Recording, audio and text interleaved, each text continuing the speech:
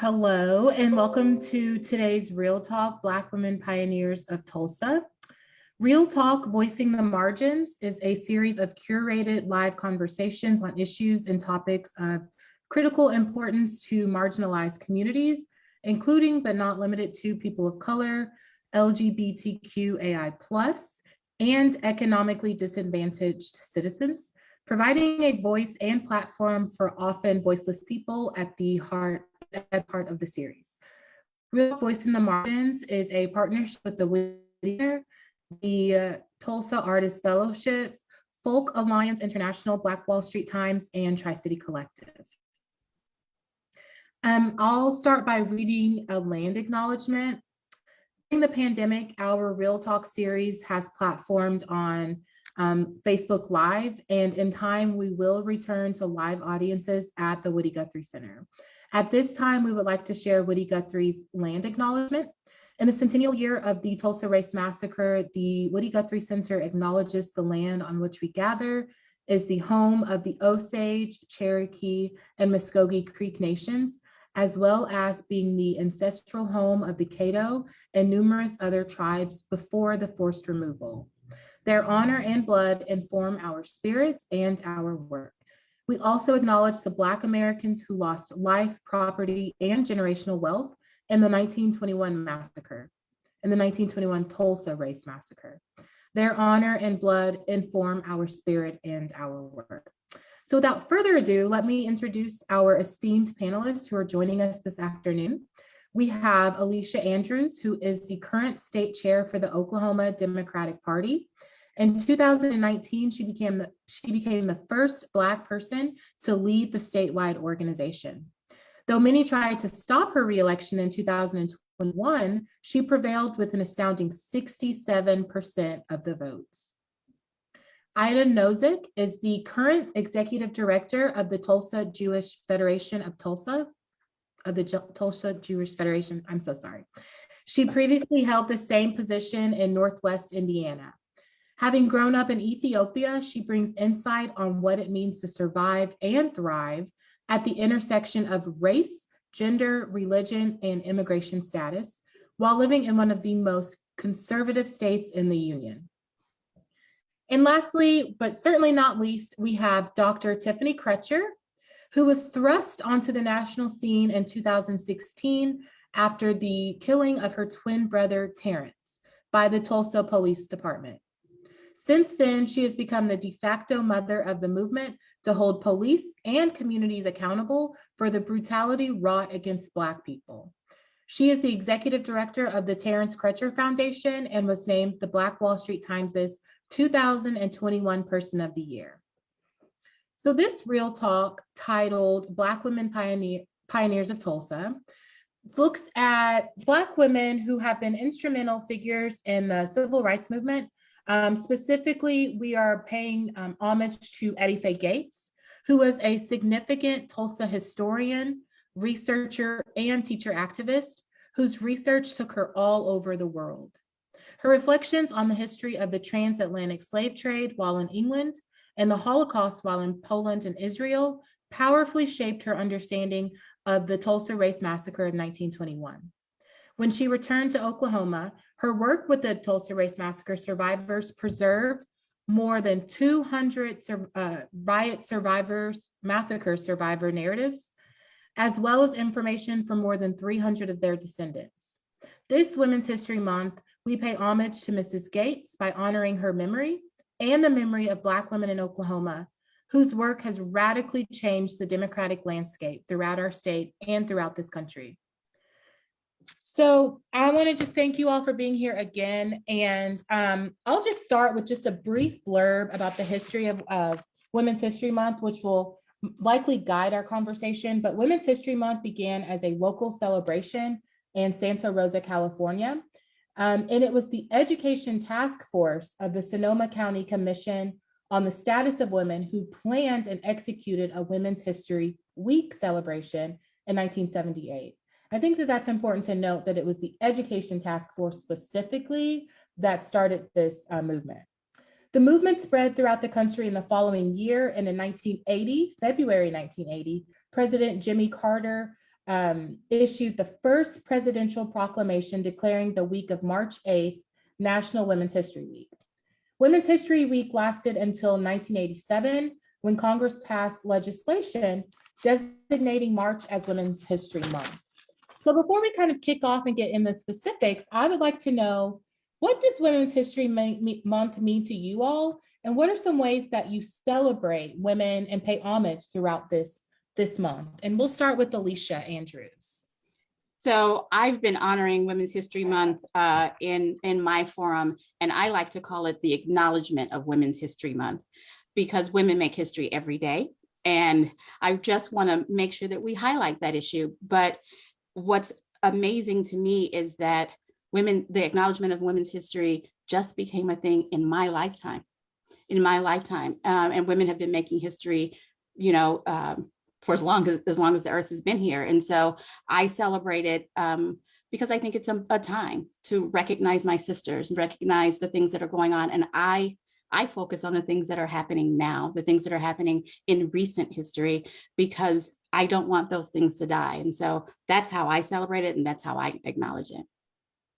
Thank you, Alicia. And I just to add, you are completely right. Black women have been making history since we were brought to this country. And so I think it's important to lift up those narratives and kind of show that women didn't just start, specifically Black women didn't just start making history in the 1970s, but for decades have been, in the movement. So Dr. Crutcher, do you have anything to add about how you celebrate Women's History Month and what it means to you?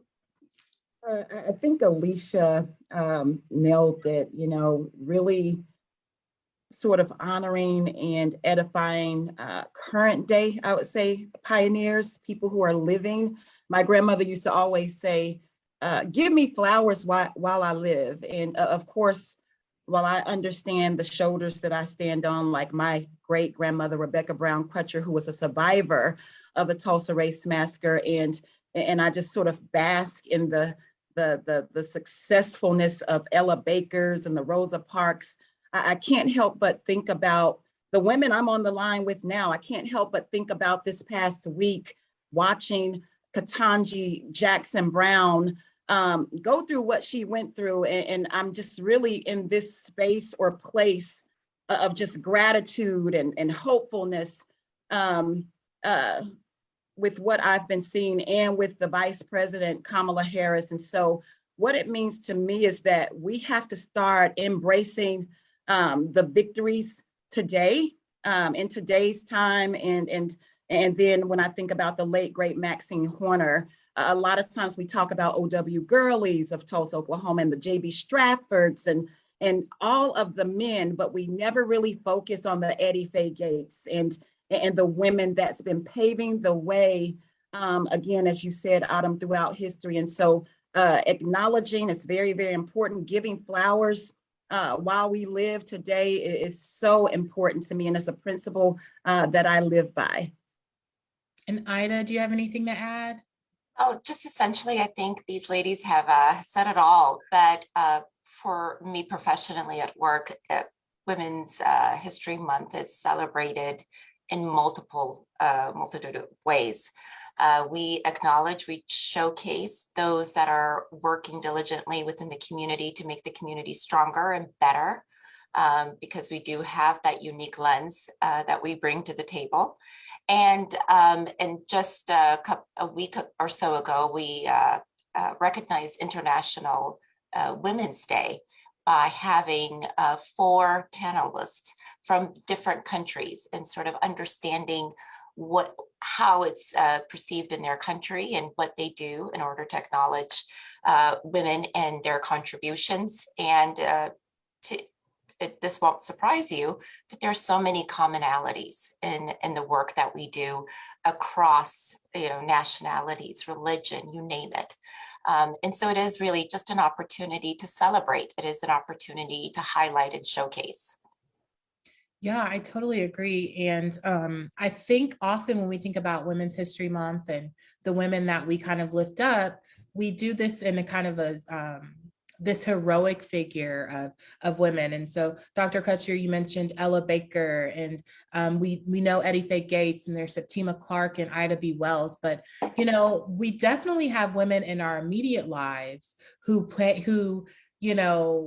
we have to lift up, who were our first inspirations and influences before we started learning about Ida B. Wells and Septima Clark and Fannie Lou Hamer. So who are some of those women in your life at an early age who influenced you and inspired you, as women? So I'll start with you, Ida, and then we'll go to Dr. Crutcher. Of course, the first person who pops into my brain is my grandmother, my paternal side. This is now growing up in Ethiopia, and so it is a completely different world for women in Ethiopia than it is here. And she was not necessarily an educated woman because they didn't educate girls in her time. But she certainly had a big heart, a social service heart, a heart that connected and brought everyone together. And I'll just share with you a quick story that has made an impression on me, and really has formed who I am as a human being, as an individual. I must have been maybe 8 or 9 years old. And in Ethiopia, we have the beggars that come from, they go from house to house asking for food. And my grandmother went in when this came, and I was her little shadow. I followed her everywhere. And he came, and she wrapped up some food and gave it to him, and that was it. So I thought. And when her children came home, and they were so upset with her for having shared the very limited amount of food that they had, and she just said he was hungry and asked for food, and I needed to feed him. It was as simple as that. We'll make do. And that left an impression on me about how to treat the world, how to treat the people around you, and that you can make do with what you have. And that has always resonated with me. No, and she's just one of many. But I've had fantastic teachers, as you can imagine, who really motivated me and pushed me to do more, even after moving to this country when I was 12. So where would I be without these women in my life? No, I love that story. And I think it's beautiful to see just how giving your grandmother was, and to, have that effect on you. I think about that really resonates with me because I just texted my mom a couple weeks ago, like, do you remember that boy in kindercare? And he had a really deformed face, and he was really a loner, but I always remembered how my mom gave him a hug every morning and asked him how his day was and genuinely cared. And I guess that really resonated with me because, like you, it showed me how to treat others in the world and how kindness it's free and it's easy. And I can just imagine the influence that level of kindness had on that young child. And so I think that's a really beautiful story about your grandmother. Dr. Crutcher, who were some of your early influences? Well, of course, I'm getting emotional just thinking about this answer. And Alicia knows I lost my mother to COVID not long ago. Just when I thought I was getting over the killing of my twin brother, then I lose my mother. And it's a pain I wouldn't wish on anyone. To see her go through what she's went through, losing her first son to stage 4 colon cancer in 2014, then losing my twin, her compassionate son in 2016, and just a few years before that, her first grandson of gun violence at the age of 16, my oldest brother's son. And to see her with this quiet strength and the grace and the dignity, she showed me how to fight with grace and dignity. She was a mother of the movement, and she never let anyone see her sweat. And she had this quiet and this calm that let all of us know that it's going to be all right. In the last month of her life, I was at her bedside, and they told us that she wouldn't make it through Christmas. And then they told us she wouldn't make it through New Year's. And then they said, I don't know what your mom has in her, but she is kicking COVID's behind. And that's when I realized that's where I get my fight from. That's where I get my fight from. So my mom has really shaped and influenced my entire life. She's the reason why I do everything with a spirit of excellence and professionalism, even when it may not be perceived that way by others. But she said, you go out there and you fight with tough love. And so I'm just forever grateful to her as I sit and look at her picture right next to me. And then, of course, so many other women. I've been in a sorority for 25 years now. And through every tragedy, my girlfriends would fly in like super heroes. They wouldn't ask questions, but they fly in. We talk about self-care. Women, we need to engage in self-care, but self-care just isn't about going to the spa or getting a pedicure. It's about having a support system. And so the women in my life, they have been a true support system, and they've been with me when I'm right, and they've been down with me like 4 flat tires when I'm wrong. And I'm just so grateful for the women in my life. That's beautiful. I just would like to say prayers to you and your family. I can only imagine the loss, but it is so beautiful for you to talk about this silent strength that your mother had. And I think that that exists among so many Black women who outwardly have to show that they have it together, but inwardly might be freaking out. But I think that there's really something that's said about how we are just so able to remain poised and graceful throughout all of the trials that we go through. And I can just imagine how beautiful of a person your mother was. But to talk about how these support systems and girlfriends are so essential to our self-care, I think I can't agree anymore. I think there's nothing like going through something, picking up a phone and really being vulnerable with another person who you can trust with all of like the dark sides of you that no one really sees. And so that is so important. And I think that's something that we don't talk about enough as women, as Black women, but I'm really glad that you brought that up. And I'm really glad that you have that support system behind you. So Alicia, how about you? Who were some early influences in your life? First, I want to say thank you for talking about your girlfriends, Dr. Crutcher, because I was getting a little emotional because I remember when I first became aware of you, I almost never saw you without your parents there, without your mom there. And she just exuded confidence and power. And again, prayers to your family, absolutely. But I can attest to the power that was your mom. And for me, there are 2 women that I felt like I need to talk to, and I'm going to throw in a man because it's kind of important. My mother says that she had no idea what she was doing when she raised me and my 3 siblings. But growing up, I promise you, you could not have convinced us of such a thing. My mother was the first in so many of the things that she wanted to accomplish. And when we were at school, if we needed something or someone said, no matter what it was, oh, I'm going to tell my mama. And my mother would come in and, she was concerned. We were the first African-American family in our neighborhood. And she was concerned. And so instead of just, being at home wringing her hands, she joined and became the president of the PTA so she could be there and be watchful of her little big-eyed children. She was there for us. And all the while having a career and showing us what it's like to work full-time, care about other people, and take care of her family.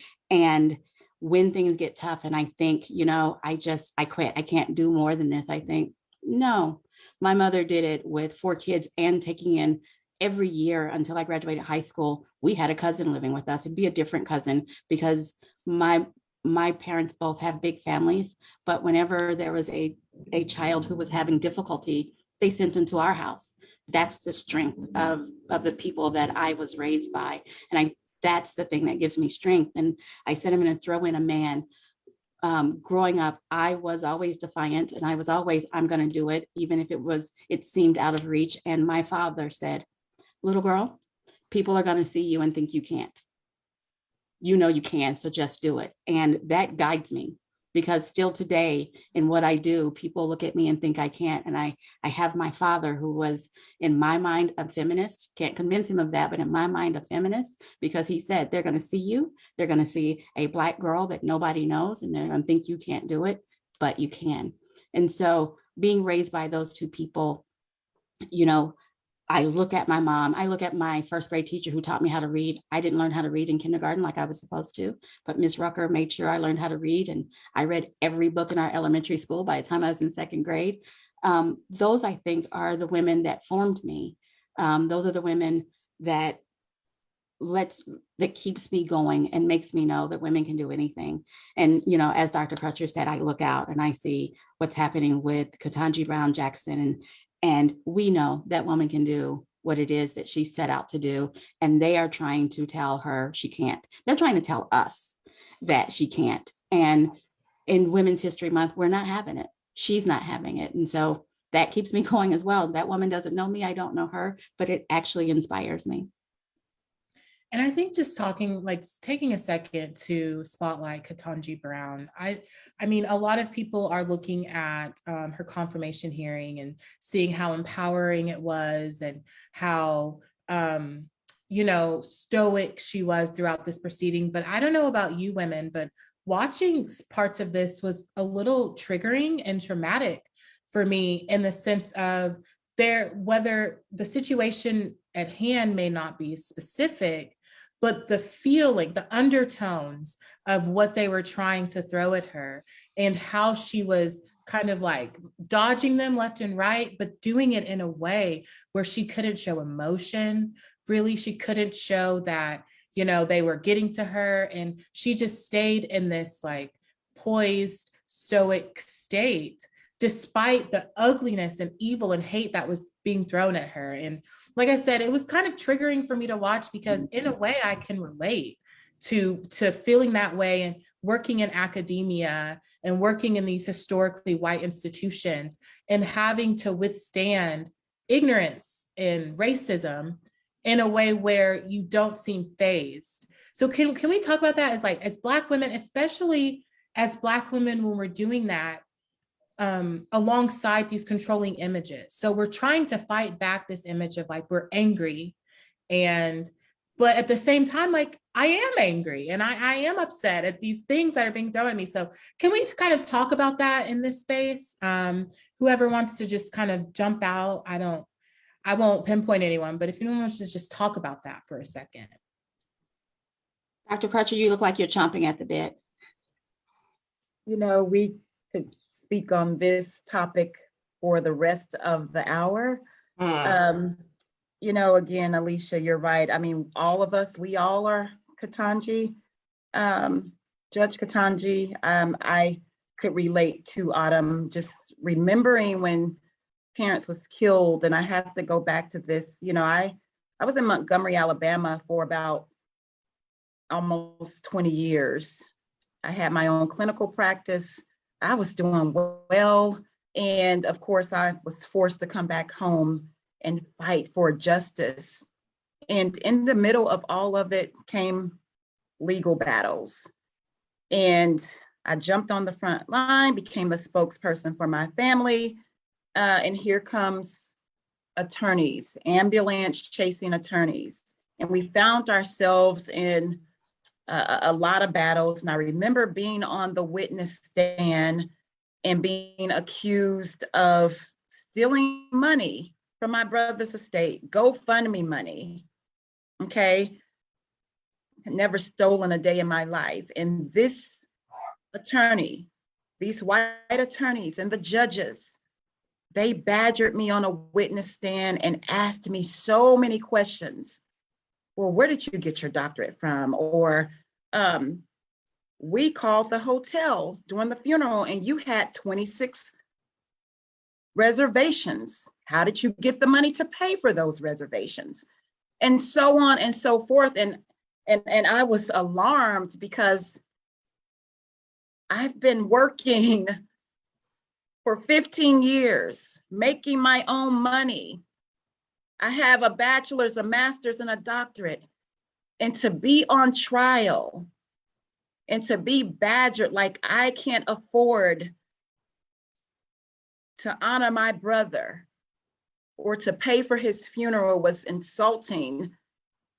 And I remember listening to some of the conservative media stations and looking at some of the comments, and I will challenge people, you're in the spotlight, don't read the comments.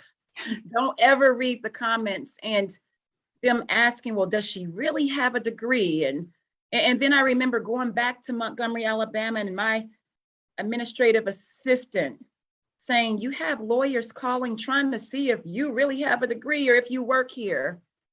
And so Black women, we've had to endure so much and prove to so many people that we are worthy and that we do have the credentials and that we are qualified. And I saw that and I was triggered too. And as I go to City Hall and as I stand up to power structures, you know, this whole notion of, oh, she's just an angry Black woman comes up all the time. And you're right, Autumn, I am angry.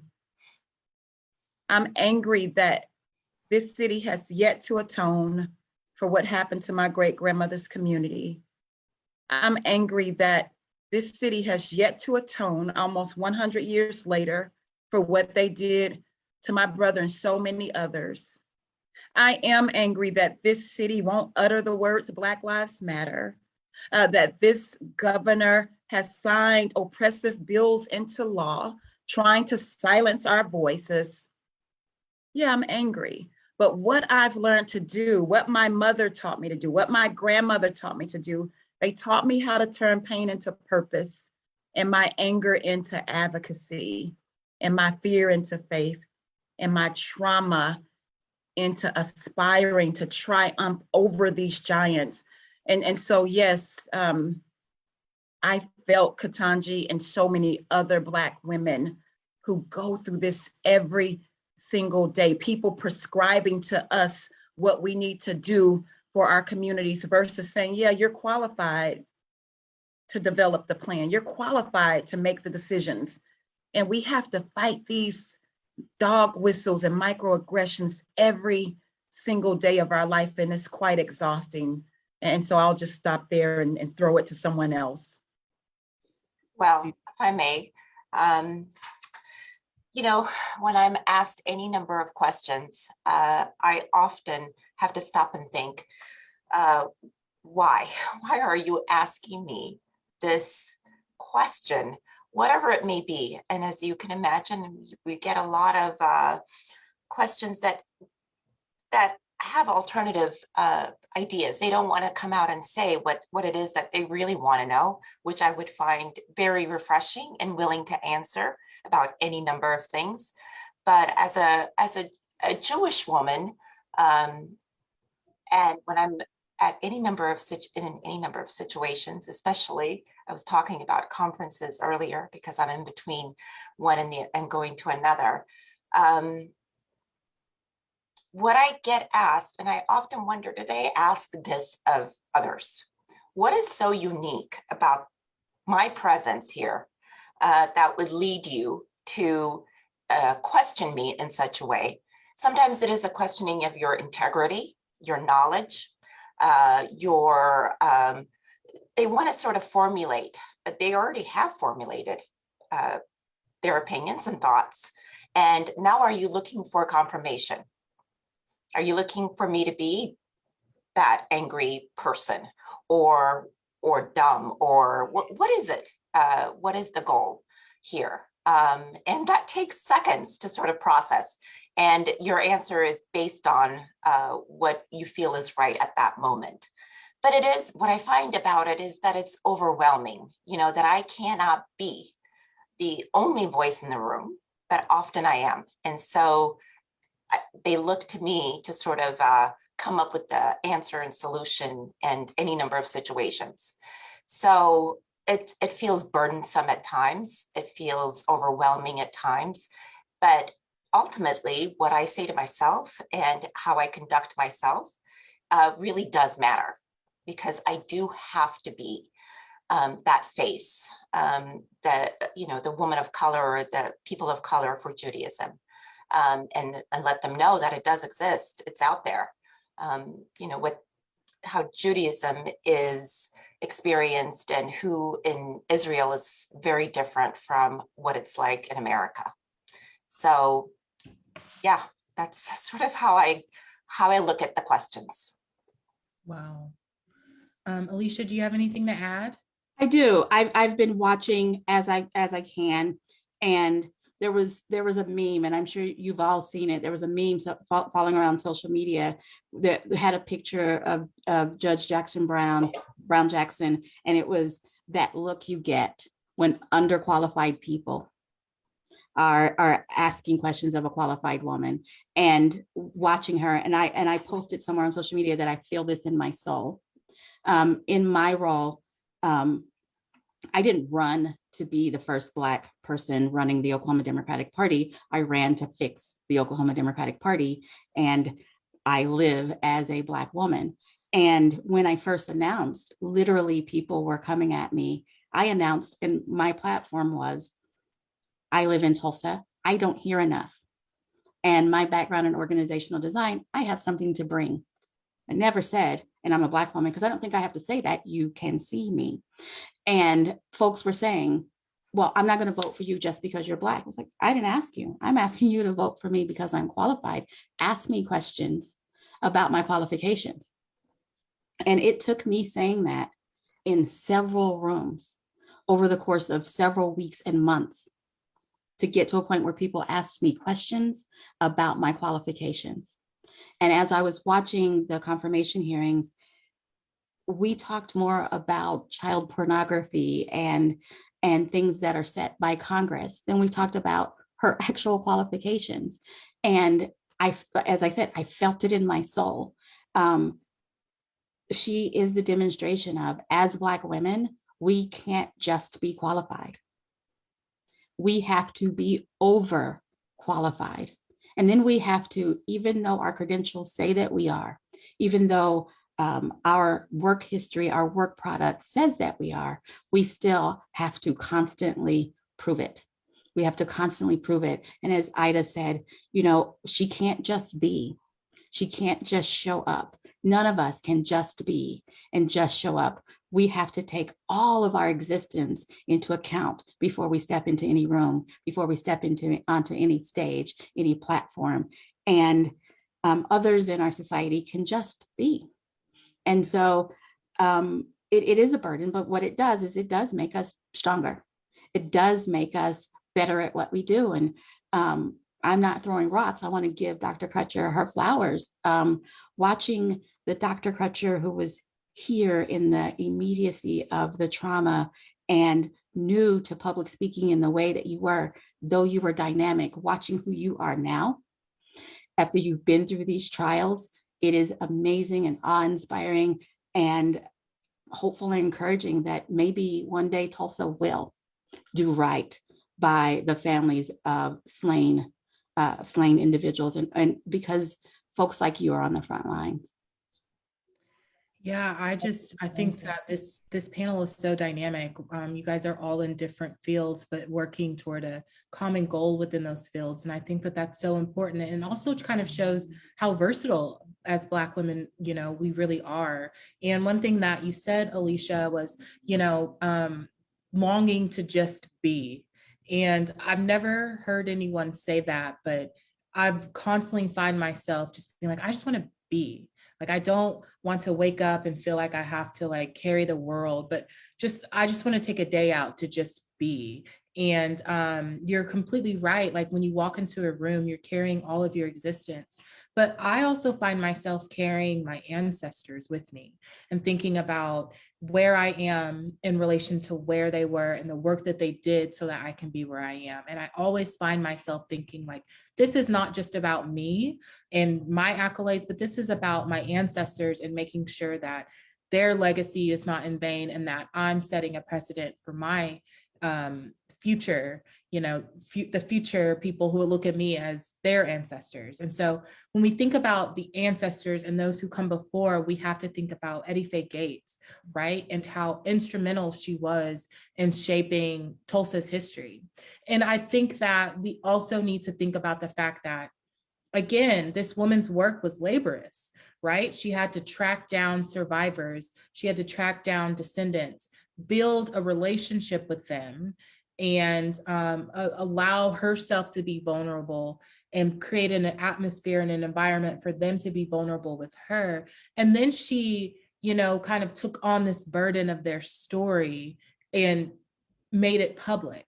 And she preserved it, and she made sure that this story didn't continue to be buried. So when we talk about Eddie Faye Gates and how instrumental she was in shaping Tulsa's history, what are your reflections on the work that she did and how essential she is to Tulsa's history and what we remember about the 1921 Tulsa Race Massacre?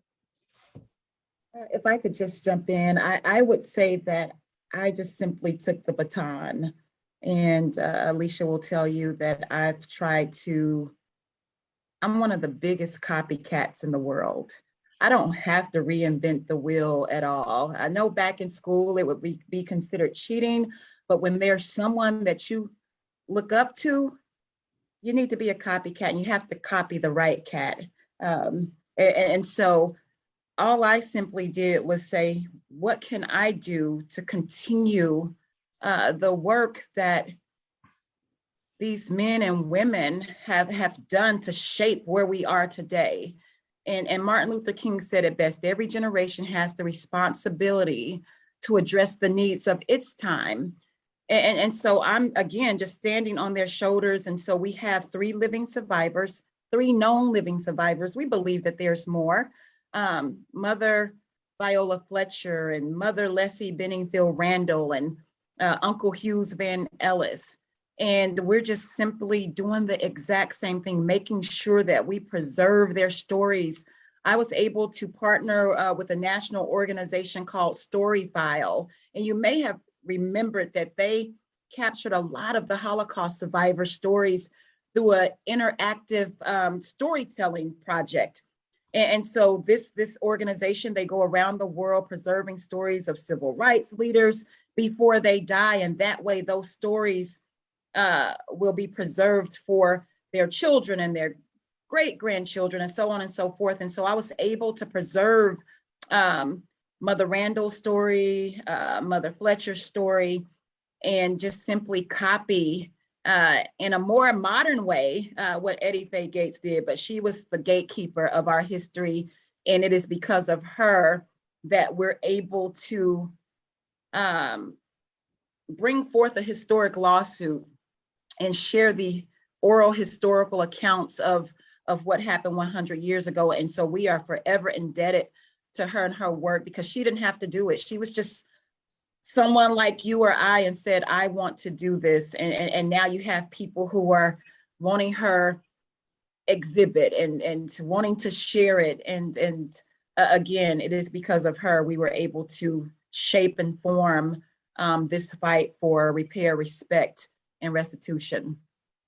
Yeah, I think that, we can't bypass that and move past that without talking about how important storytelling is, especially oral history as a methodology, just as something that we should do with our elders, thinking about the wisdom that exists among them and the fact that if they die, that dies with them. And so Eddie Faye Gates had such foresight and such vision to realize that if we don't get these stories recorded, then what we know about the Tulsa Race Massacre from the perspective of those who experienced it would die along with them. So what about you, Alicia, Ida? Any thoughts on Eddie Faye Gates and the work that she did in Tulsa?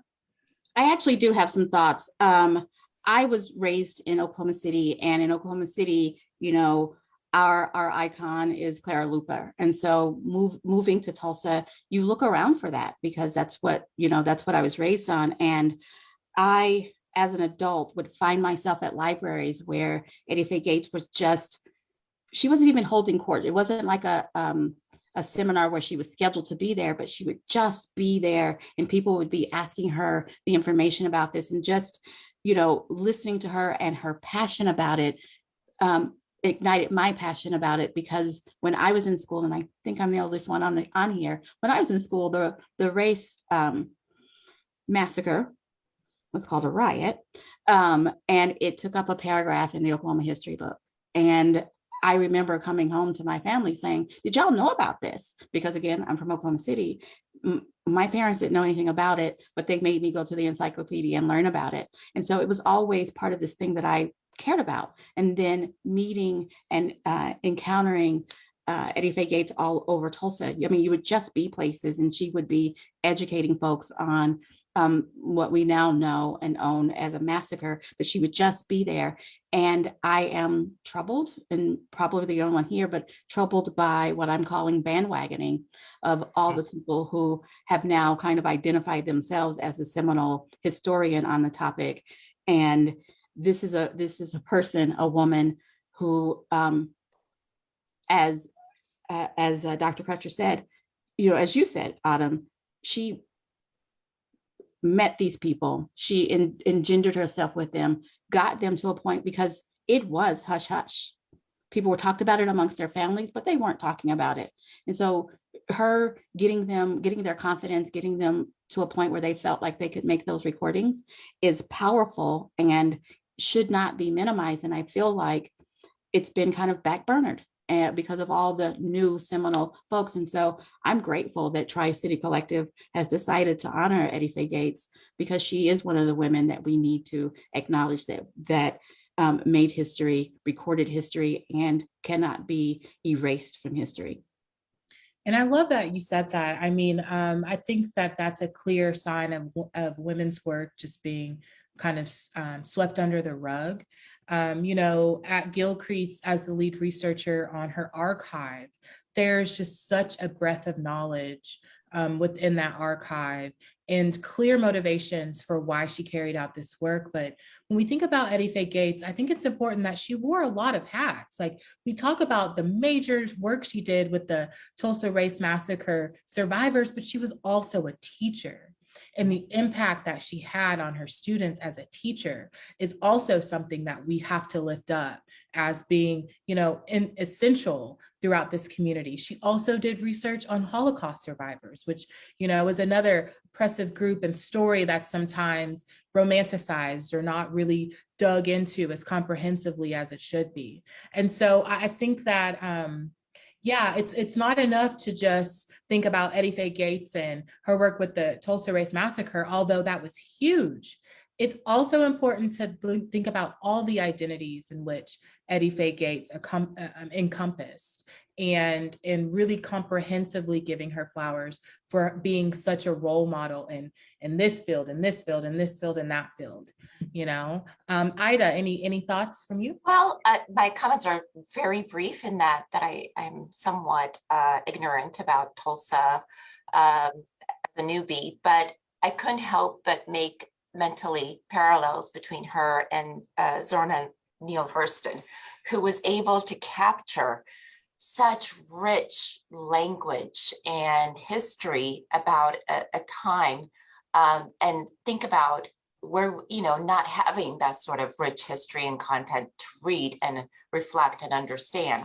And it seems that that's what Gates also did here. She captured it before we lost it. For me, listening, I started my position here last June, but before I came down, I would have Oklahoma news on my computer to listen to, just to sort of understand what was going on in Oklahoma or in Tulsa. And you can imagine any number of oh my goodness, moments that I've had, and especially when it came to the commemoration of the massacre.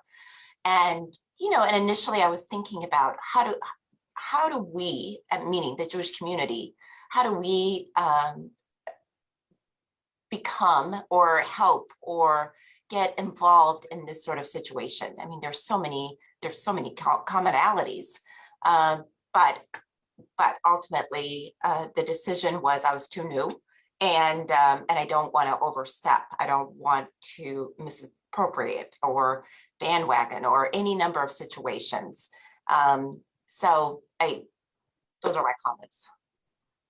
Yeah, I think that, I mean, you brought up a really great point, just kind of the anthropological side that Eddie Faye Gates kind of touched on with her collecting of these stories. And I think just overall thinking about women's involvement in Oklahoma at large, Tulsa, Oklahoma City at large. I just recently learned that Ida B. Wells has connection to Oklahoma, in that when her friends were lynched in Shelby County, Tennessee, she, urged a mass exodus to Oklahoma, because at the time we were supposed to be like this promised land with all of our Black towns. And so seeing that women's work has been so salient and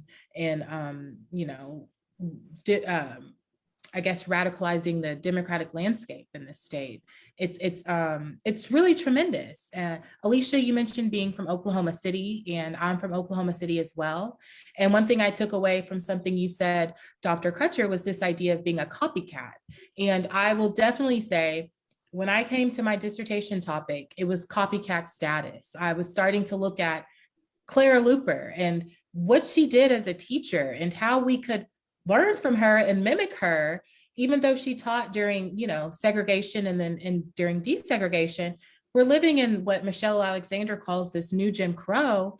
And in my head, it's like you said, like, why are we reinventing the wheel with all these diversity and equity and poverty workshops when we could look at women who did the work during their historical milieu and essentially copy what they did because they did it so well, right? And so I think that in this paying homage to and remembering, it's important to also extract the wisdom from these women who were doing that work, and realizing that we have much to learn from these women and just from unpacking and thinking about their lives. So we've talked about Eddie Faye Gates, we've mentioned Clara Luper, but who are some other influential women in Oklahoma, at the state at large, that you can think of? And why do you feel like their influence is so impactful to our state?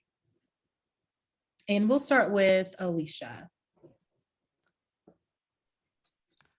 So for me, my focus is political, right?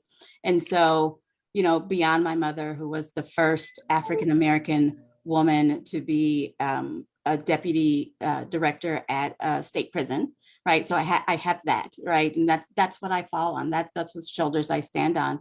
But then I think of folks like Kitty Asbury, who was the first Black vice chair of the Oklahoma Democratic Party, and who sits on the council on the Commission of Women in Oklahoma. And I think, as a Black woman who is tasked with making sure that women's issues are addressed in our state, that's a big deal to me. And so I'm not going to have the notable names. I'm looking at women who are here just trying to make everyday women's lives better, right? So, there's my mom, there's Kitty Asbury, there's Jana Lewis Harkins, who was, rose up in unions in Oklahoma, and who was there making sure that Black women knew about unionized jobs and got an opportunity to get a job with great pay and great benefits.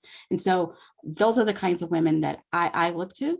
And coincidentally, yes, they are Black women, because you see it, you can be it. And so that's who I think of. I'm sure there are other names. Wilma Mankiller, first chief of Cherokee Nation. There are other women, and I look to, because in our state, women make up 51% of our population, but they make up 27% of our elected officials. And that's where decisions are made about our quality of life. And this week here in Women's History Month, Oklahoma is ranked number 51 in quality of life for women.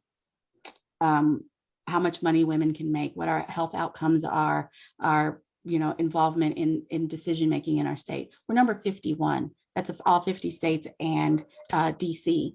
And so I look to women who are making women's lives better because as Dr. Crutcher mentioned, at the top, we have a governor who is signing bills into law that are direct attacks on women, among all the other things, but he is signing bills into law that are direct attacks on women. And so we need women in places to make decisions to counteract some of the bills that he has in his head, and that he's getting the support of the, 73% of men in the legislature. So when I look around, I look at women who are deliberately, Kay Floyd, the speaker of the Speaker of the Democratic Senate caucus, Emily Virgin, the leader of the House caucus. I look at women whose sole intention is making the lives of Oklahomans better. And those are who I look to. Thank you for that. And just to add, our governor put forth legislation, which if signed into law, right, would be the most rigid abortion law in the country. And I think that reading that, I was just really disheartened to think about these reproductive issues that are being left in the hands of men, and white men at that. And so I think that that's really something to consider.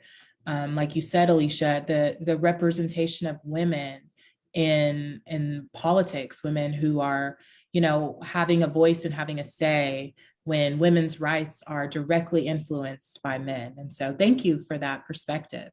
Dr. Crutcher? Sure. I think I'll focus in the genre of activists. Everyone should be an activist. Let me just say, there's been this negative connotation regarding activists, especially after the killing of George Floyd and the 2020 uprisings. But when I think about women and activism and professionalism, I think about all the women who have stood and walked alongside me, like an Alicia Andrews, who is the first, and she's the first Democratic chair of Oklahoma, but also standing next to me at a press conference, echoing my voice. I think about Representative Regina Goodwin, former chair of the Oklahoma Legislative Black Caucus, but standing next to me as we advocate at City Hall, echoing my voice. I think about the first Black chairwoman of the Tulsa City Council, Vanessa Hall Harper, a professional, but also on the front lines advocating in the space of activism. I think about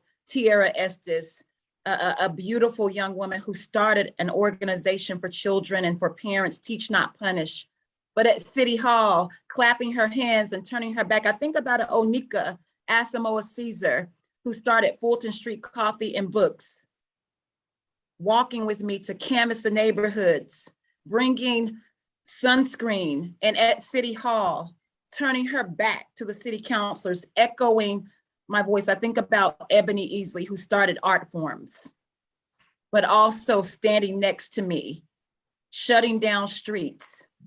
And so we don't get a chance to elevate and edify and tell these stories, but there are so many professionals who are doing great things to strengthen our communities, filling the gaps, and also not remaining silent.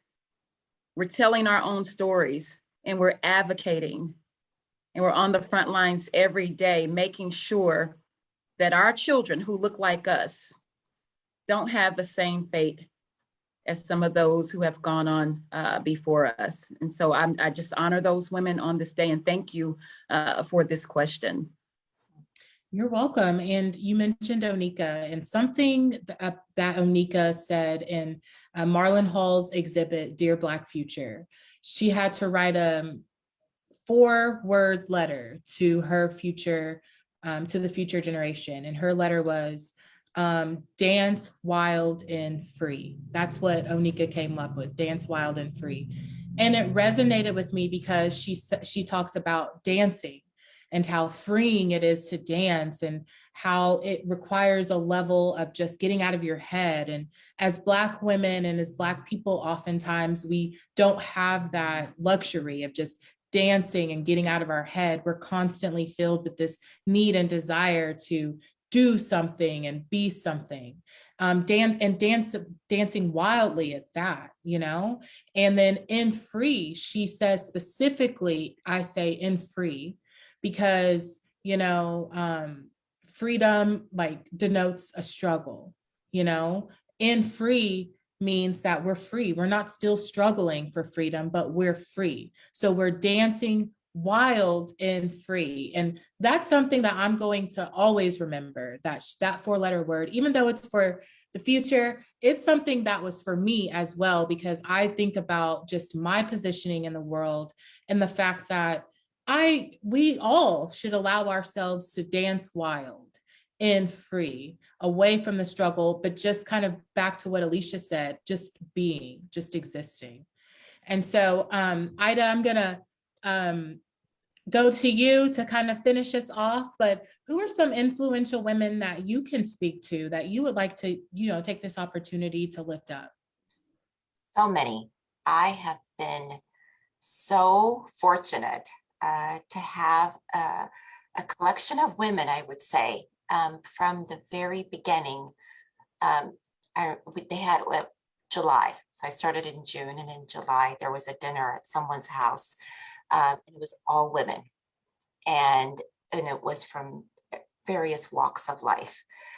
But what that dinner was about was for them to say to me, "We got you. You are taking a position that is going to be challenging, that has its obstacles, but we're here for you." So to start my time here in Tulsa in such a way, how much more fortunate could I be? But additionally, having met the variety of community members, I've been very fortunate to have what I call our giants in the community who have supported the community, not just within the Jewish community, but also all over Tulsa. And I'm talking about, and they're all women at the helm of these fantastic foundations that support social services and any number of organizations throughout the city. But it's the Zeros, you know, 2 women at the helm, Lynn Schusterman and Stacy Schusterman with their foundation. So many, but who have said to me continuously when we meet and we discuss about issues and a path forward for our community and our organization, repeatedly over and over again, they want me to think bigger and they want me to do bigger, and they're there to support. And that's the message that I've received very loud and clear from the women that are part of my community and part of the organization. So that's what I'm grateful for. I think that this has been really amazing to be able to share space with such dynamic, powerful, inspirational women who I know down the line, there will be 4 more people on this call talking about each of you and the impact and the influence that you all have had on their lives. There's no doubt about that. And so I would just like to say thank you for the work that you're doing in the community. It's not easy. And each one of you, I want to give flowers to right now. I know that this is not easy. It takes a toll at your soul sometimes. And to have women who get up every day and do the work and, you know, are actually actively making strides so that the people who come after us have an easier life, that's something that we have to lift up. So again, thank you so much. I would like to thank each of you for joining me, Aida, Dr. Crutcher, and Alicia, for joining us today in this important conversation, and also our appreciation to the folks that make Real Talk possible. Tri-City Collective, the Woody Guthrie Center, Folk Alliance International, Tulsa Artists Fellowship, and the Black Wall Street Times. And thank you to all of you who joined us live today, Join us again next month. The Real Talk is live every third Sunday. Bye, everyone. Have a great Saturday.